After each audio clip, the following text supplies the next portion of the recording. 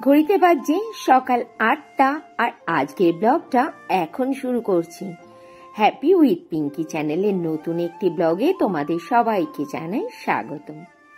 তোমরা সবাই নিশ্চয়ই খুব ভালো আছো। আমিও ভালোই আছি।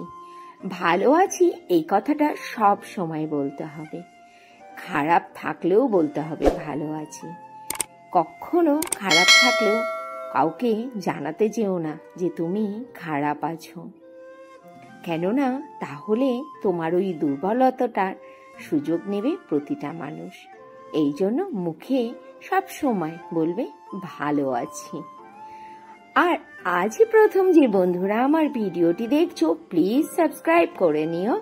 পুরনো বন্ধুরা তোমাদের সবাইকে অনেক অনেক ভালোবাসা। ভিডিওটি কেমন লেগেছে সেটি অবশ্যই কমেন্টস করে বলো। লাইক করতে কিন্তু একদমই ভুলো না। আমার Instagram ID Pinky Saha 703। Please আমাকে ইনস্টাতে ফলো করে নিও। অ্যাবাউট আর ডেসক্রিপশনে আমার ইনস্টা লিংক পেয়ে যাবে। আজ সকাল সকালই ছেলেমেয়েগুলোকে দিয়েছি বিছানা থেকে তুলে, কেননা আজকে বিছানার চাদর বালিশের কভার এগুলো সব কাচতে দেব। বললাম শিগগিরই উঠে পড়, একটুখানি গাইগুই করছিল বটে, তবুও তুলে দিয়েছি। বললাম ওঠ, আগে আমি বিছানা চাদরগুলো নামিয়ে নিয়ে কাচতে দেব, নইলে অনেক লেট হয়ে যাবে। ওরা ফ্রেশ হয়ে গেছে, ওদেরকে সকালের খাবার দিয়ে চলে এলাম মেশিন লাগানোর জন্য।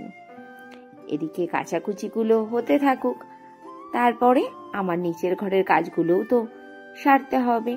কাল রাতে যে বাসনগুলো মেজে রেখেছিলাম সেই বাসনগুলো এখন রাখছি গুছিয়ে।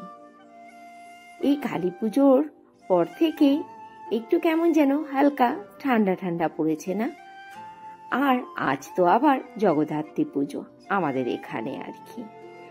আর জগদ্ধাত্রী পুজোর সময় ছোটবেলাতে রীতিমতো গায়ে সোয়েটার চাপিয়ে যেতাম।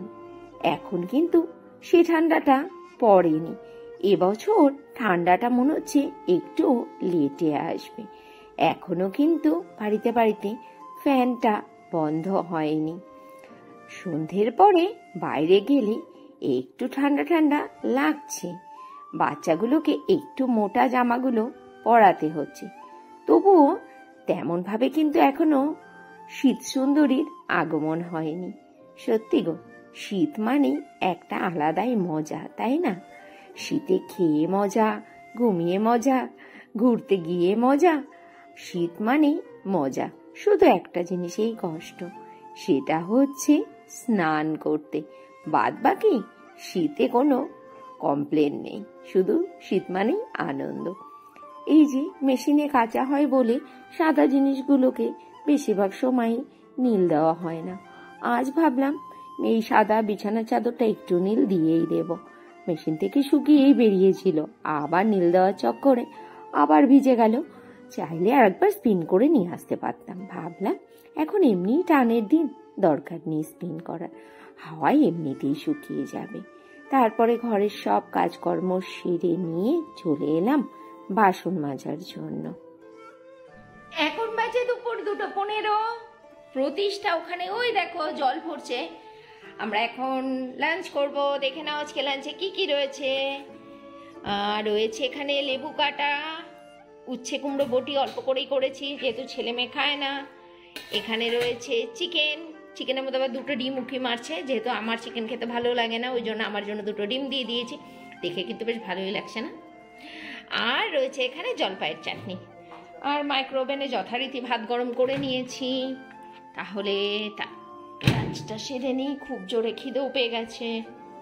প্রতিষ্ঠা কেবল কম্পিউটার থেকে আসলো, আর আমাদের বাড়ির পাশে হচ্ছে জগদ্ধাত্রী পুজোর মেলা। যেতে তো ইচ্ছে করছে না, যেহেতু তোমাদের দাদাভাইকে ছাড়া আমি কোথাওই যাই না, তবুও ও মেলা দেখবে না এটা তো হতে পারে না, তাই না? আমার মন খারাপের জন্য ও ঘরে বসে থাকবে। কম্পিউটার থেকে এসে বলছে মা সবাই মেলায় যাচ্ছে, মেলায় যাবে?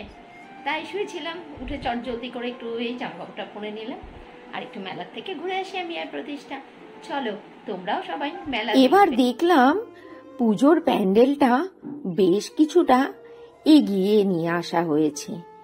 ছোটবেলা থেকে যেখানে পুজো প্যান্ডেলটা দেখে এসছি সেখান থেকে বেশ কিছুটা দূরে। আসলে জায়গার এখন বড় বেশি অভাব। যেখানে বরাবর পুজোটা হতো ওখানে বাড়িঘর হয়ে গেছে। ঠাকুর দেখে ঠাকুরকে প্রণামী দিয়ে চলে এলাম মেলাতে। মেলাটা একদমই আমাদের বাড়ির পাশে, জানো তো।